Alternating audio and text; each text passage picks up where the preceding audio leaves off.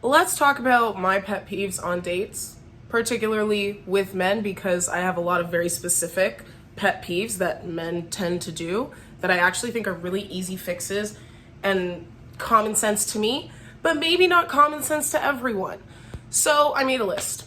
Number one on the list, don't forget where you parked. Don't be confused when you're parking. Know where you're going. Have a plan of either where you're gonna park or where you're gonna go and like what area you're gonna park in. Do not look like you've never parked downtown before. It's such an ick. And like if somebody forgets where they park at the end of the date, I'm literally never talking to you again. I have broken up with a boyfriend because, well, there were so many different reasons, but that was the final ick. And I literally was late for like a performance at school. Well, I was just seeing the performance, but I had to see it for a class. And I was like, where did we park? And he was like, I don't know. Didn't have a plan, wasn't being proactive. I will literally never talk to you again. Number two, walking really far ahead of me or really fast to the point where there's like several paces, even like several yards away from us. Do you care about me? Obviously not, or you would be in step with me.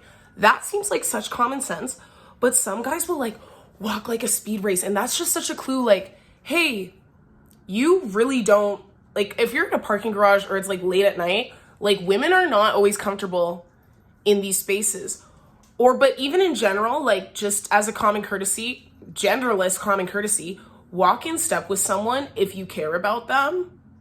It shows some kind of like camaraderie or like common sense, common decency. If you're walking several yards ahead of me, like to the point where I have to start shouting at you for you to hear me, I'll probably say something about it and be like, hey, like, where's the fire? Why are you going so fast? And sometimes they're like, oh, I thought you were right behind me.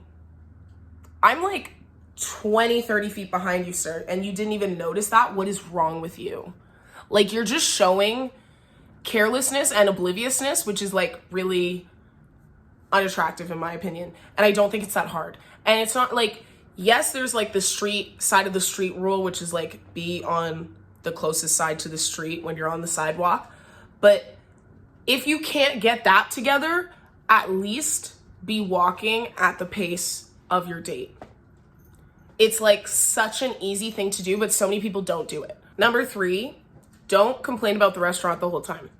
I really like, if anybody's gonna complain, let it be me, but I'm not gonna complain that much. I'll say a 1-2 and you can say a 1-2, but the entire time, don't just be like, I wish this, I wish that, because I'm just gonna absorb your energy and I'm just gonna stop talking. And one thing that's interesting to me is like, I think a lot of guys have this idea that girls are boring. Like somebody said to me recently, oh, like you're really interesting. You have a personality. A lot of girls don't have a personality. And I said to him, I was like, are you sure they just weren't comfortable enough with you to open up and be themselves? Because when I'm not vibing off of someone, I'm dry and I'm boring. Because my energy, I have to like, I'll get a tightness in my chest when and it's not even like I'm uncomfortable, but I'm not comfortable. Do you know what I'm saying? Like, you know, around your best people, around your best friends, that's when you're like, you're most comfortable, you're most goofy, you're most wild, you're most free. And somebody who isn't giving you that right energy that you need to open up, you're going to close up and you're not going to be that interesting and you're not going to be that cool. That doesn't mean that you aren't those things. It just means that that other person isn't offering you an environment where you feel like you can be that safely. So especially like if you're on a first date and a guy is literally bumblefucking, like, you know, those ones where it's like you try to go to a restaurant, it's closed. You try to, and then he's like, okay, maybe we'll go over here. And you're like spending so much time walking back and forth, like from a parking garage to a place, trying to find a place. And he just like doesn't know what's going on. And then he's like, oh, well, what do you want to do? And you're already hungry and irritated and you're doing everything you can not to, I don't know, walk away or say something rude. And you're just like, what do you mean? What do I want to do? I'm hungry. You're the one who made this plan. It didn't work. That means you should find another plan. You took me to a part of the city that I don't know very well. So what am I going to do? You know what I mean? And then by the time like you're sitting down, that girl already doesn't trust you. She already thinks lower of you because you just like bumblefucked your way around, and she felt like she couldn't trust you to get any plan together or to like make anything simple. If everything is already difficult, she might not be that interesting because she's already in like fight or flight mode, which is why like the least you can do is like set it up properly. Get out of the car at the beginning of the date. I'm going to say it again. Get out of the car at the beginning of the date. Do you know how insane y'all look sitting in a tinted vehicle waiting for a girl that you're going on a first date with? You may or may not know her very well. You may have never met her before. Can you picture from her? I know that you can't, because otherwise you would have done this already. Can you picture from a woman's perspective walking around and into a vehicle that she cannot see into to meet a man? That's instant fight or flight up. It's instant discomfort, and these things are not hard. Open the door and stand up. Hey, how are you? Nice to meet you. I didn't even say open the door for her. I said, get out of the car. Yes, you should also, like, these are things that go a long way, like such a long way you don't understand because people don't do this. Like, I don't know, maybe like 1 in 10. 1 in 10 guys will either get out of their car before you come in and or will open the door for you. The first time that ever happened to me, I remember I was in college and I was like, whoa, why am I like automatically so attracted to this person now? Because it's such a common courtesy that's like so just forgotten about. Oh my gosh, make her feel comfortable. Receive her. Do we have these like concepts of etiquette? Oh my God. Speaking, and I'm not like the etiquette bitch, I want to say, but there's a certain like note of like, act like you've been there before. Act like you know what's going on. If you're drinking a margarita, and this may ruffle some feathers, don't drink it with a straw. Ick. You want to ick me out immediately? That's how you show me like, what are we doing here? We're getting margarita, you want a straw? Why is that such an ick to me? And maybe that's like a weird, like, maybe that's not. Honestly, if everything else is done right, sure, use your straw. But if you're already like, you didn't get out of the car, you didn't open the door, couldn't figure out where to park, had to try several restaurants, don't get a straw. You're on thin ice. Can you tell? Oh my gosh. It's like the final ick in the grave. Getting into a couple more specific things, questions that don't make sense. I personally believe there is such thing as a stupid question.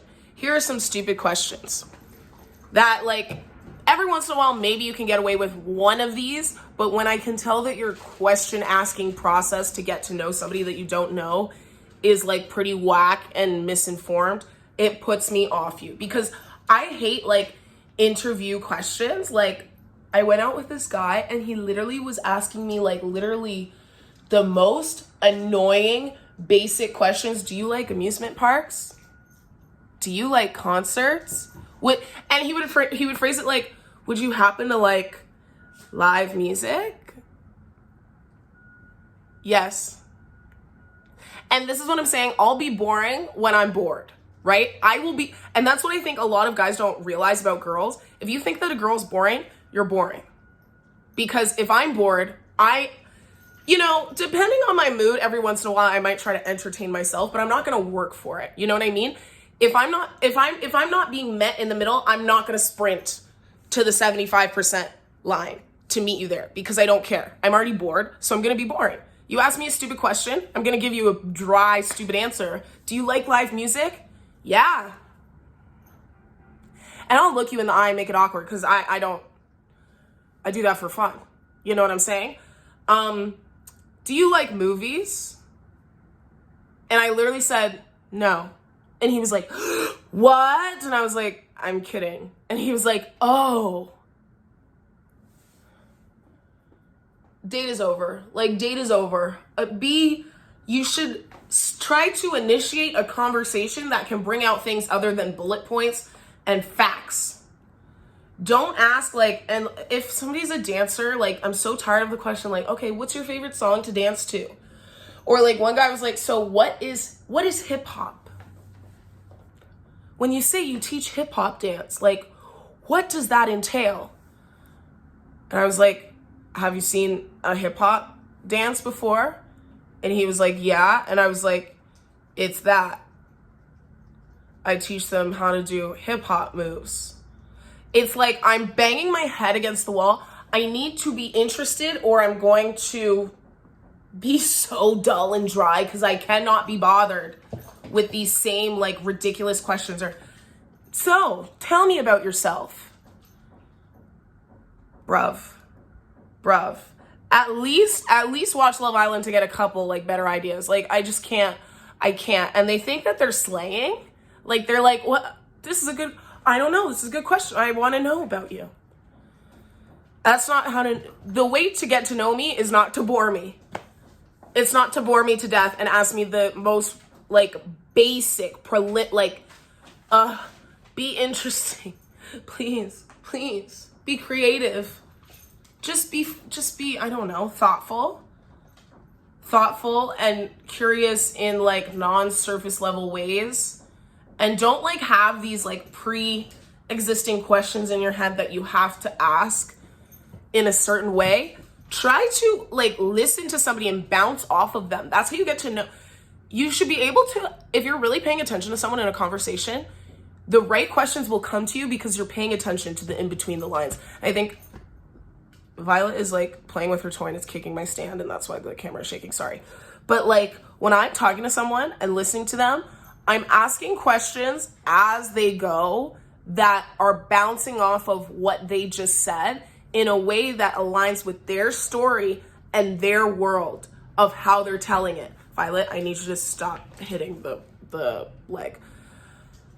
If you come in with pre-existing questions about something you don't know and you keep trying to ask the same thing and it's not actually translating into that person's world, they're not going to let you in here because you seem so ignorant to how you want to. Does that make sense? Like you're not being malleable. You're not like in the flow of it. You're being very like, I must ask this thing in this way that makes sense to me, rather than allowing yourself to experience that other person's thought process and their world and like what actually makes sense. So like, I don't know. And I understand people don't always know how to ask certain questions. And it's not that one question is gonna like upset me, but you can tell that some people don't know how to get to know someone.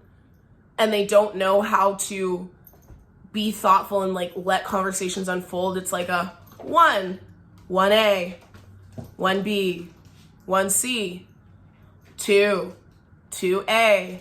Do you like movies? What about amusement parks? How about music? It causes me to buffer. Like I almost laugh out loud because I'm just like, wow, my intellect could be used in so many different ways right now. Anyways, those are some of my pet peeves. I probably have more, but please comment yours down below. I always love to see them. So yeah, comment down below. Don't forget to like and subscribe and turn the little bell notifications on so you can see when I post my longer videos, because those don't always get pushed unless you are notified. Follow me on Instagram at Kira Bria and TikTok if you want. And yeah, love you so much. Thanks for watching. Bye.